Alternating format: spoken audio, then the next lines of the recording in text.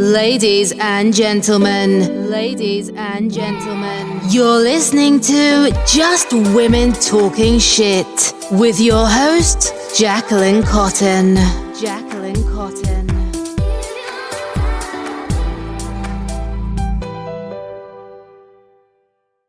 Hello, you beautiful humans. Welcome back to Just Women Talking Shit, the no-fluff self-help podcast for women who are done pretending and ready to evolve.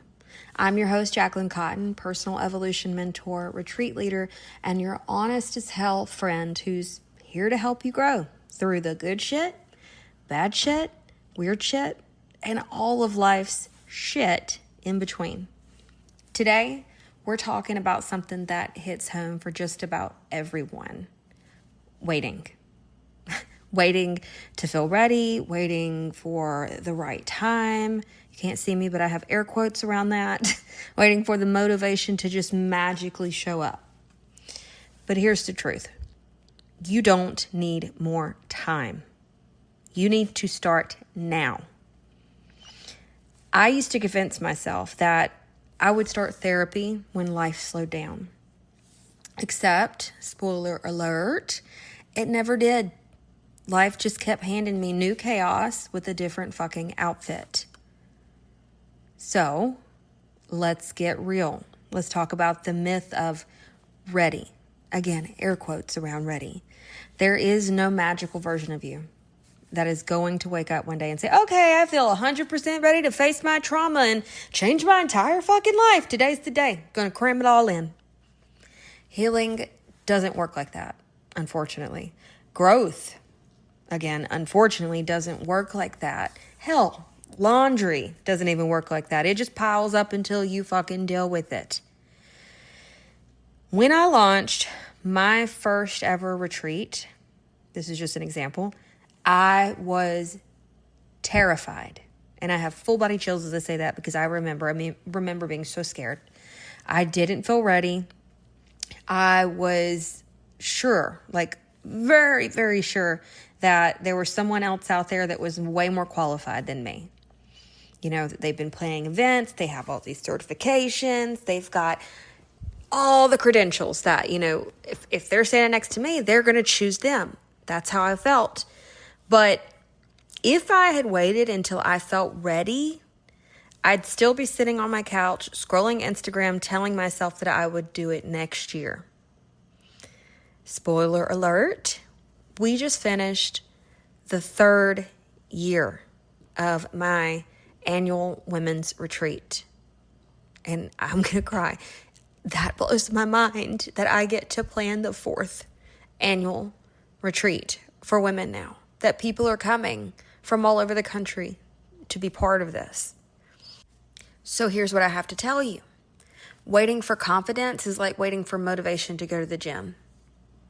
It honestly only ever shows up after you start.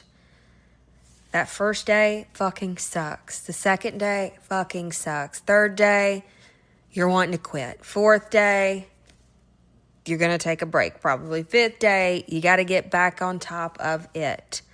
There's nobody there that can pull your feet out of the bed and make you do the shit. Nobody can force you to lift the weights. Nobody can force you to go for the walk, right? But after you do it repeatedly for a little while, a couple of weeks, a few weeks, you start to notice this is getting easier. I'm not resisting as much. I went from 5-pound dumbbells to 10-pound dumbbells. Like, it's immeasurable at that point, right? So let me say that again.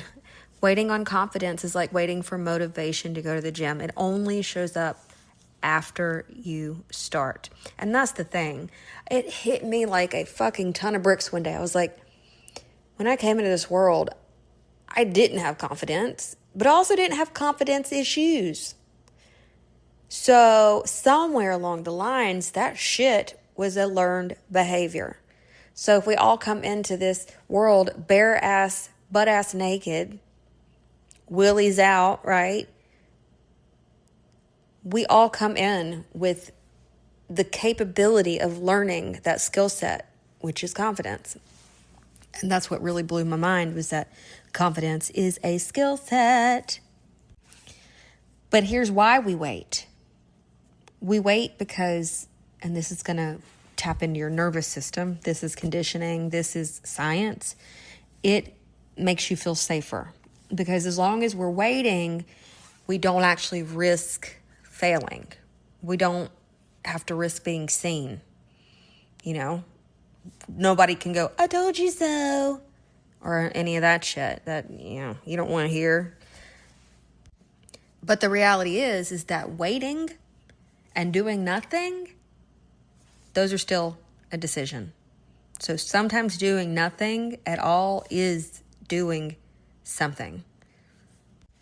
And sometimes doing something just needs to be nothing. So it's up to you to find that balance. Nobody else can do that for you. But, and this is where I got to lay it down, real talk, you're choosing to stay in the same pain that you already know. So by waiting and not taking a leap, not taking the first step, not crawling your lazy ass out of bed and going for the fucking walk, you could just start with like a 2-minute walk, okay? Up and down the driveway. You're choosing to stay in that same pain that you have been experiencing. You're choosing to stay stuck. So just think about it. Staying in that toxic relationship, this is an example, because the holidays are coming up, or waiting to quit your draining job until you've saved a little more, those are your decisions. I'm not saying that you should just say, I'm filing for divorce, or I'm taking the dog and I'm moving out of the apartment. Like, in your heart of hearts what would make you happy, but it's creating this goalpost that is so far away and then never taking any of the steps to get there, right? So also, not saying go quit your fucking job and don't pay your bills. Be smart, all right? But could you take on a side job that could eventually replace that job? Could you start a business?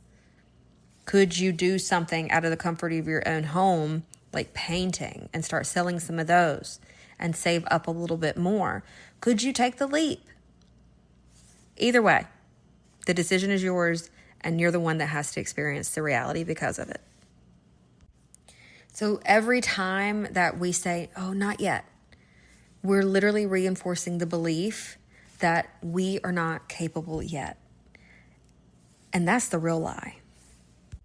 Because I want you to think back. I want you to think back on one of the most hard times in your life, or the most difficult times in your life.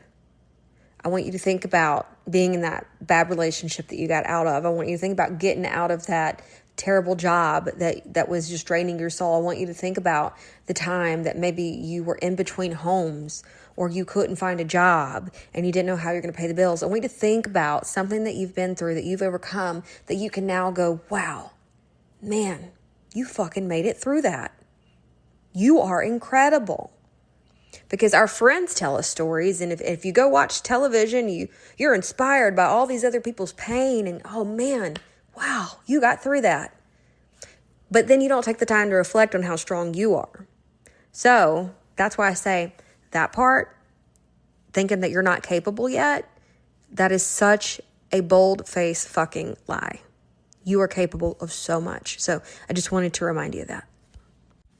But hey, before we keep going, if this episode is hitting home, or if you know someone who needs to hear this message, hit pause right now. You're not going to hurt my feelings. And share this episode link with them. Send it in a text message. Send it through Facebook Messenger. Send it through Instagram DMs. Send it through WhatsApp. Send a fucking message in a bottle. I don't care how you do it. But share this episode with them. Let them know that you care. But this is for the person. This is for the friend. This is for the coworker. This is for the colleague. This is for whoever in your life.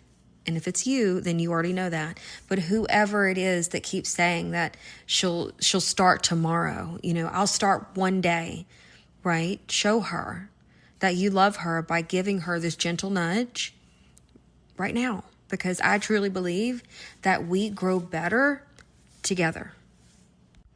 Okay, let's get to the good stuff. Like, how do you start healing today? That's the real question, right?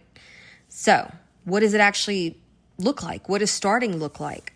It's not about fixing everything in one day, because I'm going to tell you what, my laundry list is hella long. It takes a lifetime, right? It's not about being the quickest to finish the race, right? It's about momentum. It's about creating small, consistent choices that will build the trust in yourself again. Because that's what it's really about, is you don't trust yourself to finish the task. You don't trust yourself to be successful. You don't trust yourself to follow through with your commitment, right? You don't trust yourself enough to fail so that you can gather lessons from that experience and do better next time. So I'm going to lay it out for you. I'm going to give you 3 actionable fucking steps to start today. Number 1, do one thing differently today. So, example, if you normally wake up and doom scroll, take 5 minutes as soon as you wake up, right, to sit in silence and breathe instead, because that tiny shift makes all the difference. I feel like when we wake up and immediately go to the phone, when we immediately start watching videos, we start scrolling Instagram, we are falling into the rabbit hole of let me get your attention and gather your data. It's, if you stop and think about it, it's like inviting all these fucking people into your bedroom and they're just there. So let that creep you out for a moment. Let that sink in. Do you want 100 people in your bedroom as soon as you fucking wake up? Probably not. Not me. Not my cup of tea. Some people might be into that, but I don't want people watching me sleep. I don't want people watching me wipe my ass, right? So like, why do we do that? Why do we pick up the phone immediately? It's because we are stuck in this habit loop. And so when we do one thing differently today, it's going to disrupt the pattern. And your patterns, your habit patterns, the things that you're doing every day, the really tiny unconscious decisions, that shit adds up to your ding, ding, ding reality. So if you want to change your reality, you've got to disrupt the pattern. So just do one different thing today, okay? If normally you would spend the time after work binging Netflix, I'm talking about like, you eat on the couch, you're watching Netflix, you fall asleep on the couch. Okay, maybe instead of that, go for a little walk instead. Maybe that's a really good way to decompress. These are just some ideas. Number 2, say the hard truth out loud. Maybe it's, I'm not happy in this relationship, or I'm not showing up for myself. We tend to do that. We tend to people please. We tend to put ourselves and our wants and our desires, our dreams on the back burner, whether it be for kids, whether it be for a partner, whether it be for your boss, whether it be for in-laws. Like, what the fuck, right? We get on to our friends for doing this, but then we do it to ourselves. So naming it doesn't make it worse. It makes it real. When you say it out loud, it's like, man, why'd I keep that in so long? It creates like vacancy, space within your being. It feels like a weight off your shoulders, just like giving it oxygen. So put that shit out there. Say it to yourself. Maybe, I'm not happy in this relationship. I'm not showing up for myself. Doesn't make it worse. It just makes it real. Number 3, and we women have the worst fucking time doing this. Like, it's so difficult for us, is to ask for help. No, as I ask for help, not hint around for help. Because like, that's something that I notice a lot of us do, is like, oh, they'll pick up on it. Yeah. And no, people typically around us are not, especially men, I would say, they're not super aware of what the hints you're dropping actually mean. Why? Because they're worried about their own shit. They've got their own thoughts and insecurities and things that they want to start tomorrow floating around in their heads, right? So it really, really makes a big difference when you just directly ask for help. Say it out loud. Message that friend. email your therapist. Hell, send me a DM at Jacqueline Cotton or on Just Women Talking Shit on Instagram, and like, I'm here. I'll listen to your shit, okay? But you have to actually ask, and I need you to know that asking doesn't make you weak. It really doesn't. Ever since I started asking directly for help from my husband, or asking my mom to help with my kids for the weekend, and just saying, I'm about to lose my shit. Get these crotch goblins out of my house and let me just lay naked in my bed if I want to, right? Like, sometimes we just need people to step in and either let us know that we're cared for or loved, or that we matter enough to take the time to spend with our kids so that we can have time for ourselves. When I ask my husband for help, instead of just hoping that he figures it out, it takes so much, off of my plate that maybe I wasn't good at, or maybe I just can't handle today. And so I think it's really important that you know that you're not weak for asking. I think you're really brave for starting to ask for help. Because remember, healing it's not something you can do overnight. It's not a destination. And it certainly isn't going to have a time frame. It really is a lifestyle, like flossing. Uncomfortable at first, but if you skip it too long, things start rotting. So just be brave enough to say, you know what, I do need help. I do need a break. I can't tackle these dishes. I've got, work to do, or some of us are students. I've got to do schoolwork. So you're not broken for asking for help. Okay. Just do it. Just do it already. Life gets a lot easier when you have people helping you. Now, if you're feeling that spark to go deeper, to stop waiting and to start living, I just want to tell you, and this is a new rebrand of my annual retreat. It has shifted because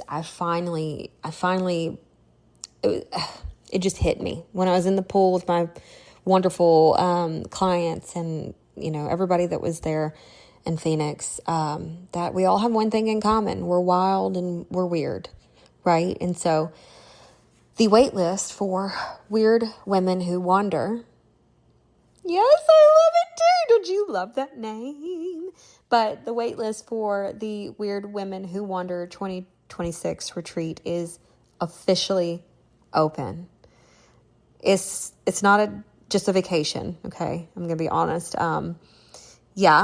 We have, so much fun. Like, for instance, we were chilling in the pool drinking THC-infused drinks. At one point, we microdosed some mushrooms, and we had a fucking blast. And talking about anything and everything. Masturbation, like nothing was off limits. We had so much fun, okay?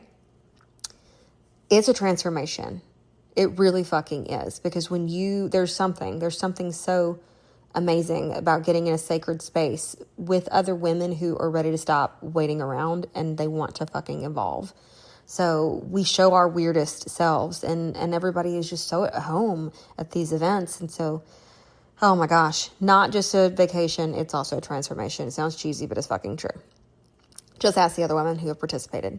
But you can join the wait list for Weird Women Who Wonder by going in the show notes, clicking the Google form link, and filling out those 3 little questions. It's just first name, Instagram handle, and your email address. So if you want to be in the know, then you got to get on that list, because those are the people that I will be emailing and that will get input on where we actually go this new year. So, all right, my loves, that is it for today's episode. If this spoke to your soul, make sure to follow the show on Instagram, on Spotify, on Apple Podcasts, wherever it is that you are. We even have a TikTok. But the big thing really for me is that you take just a few minutes to leave a rating or a review on Spotify or Apple Podcasts, because it's just me. It's totally just me. I don't have a team. I do all this shit myself. I'm just now, I think, starting to take it more seriously when it comes to the recording. I'm about to get a new microphone, and I've been listening to Morbid. Just going to go ahead and plug them. By the way, fucking love Morbid. true crime. If you haven't checked it out, one of the best podcasts I've ever heard. So shout out to Elena and Ashley. I fucking love y'all. Oh, that'd be really cool to get them on the show. Oh my God, I wonder if they do that. But by, leaving reviews, by leaving ratings and all that good shit, that actually helps us podcasters so much more than you know, because it helps us go up in the charts and it helps us get more exposure. We get recommended and all the things. So, and don't forget, you can totally come connect with me on Instagram. My personal account is at Jacqueline Cotton. You can see that in the show notes. And the show account is at Just Women Talking Shit. Or you can send your stories, ask your questions, all those things. You can email me at jwtspodcast@gmail.com, because I fucking love hearing from you. Just be sure that if you don't want your name mentioned in the episode, that you put that you would like to remain anonymous. And yeah, until next time, keep showing up, keep talking your shit, and keep becoming the woman that you were always meant to be.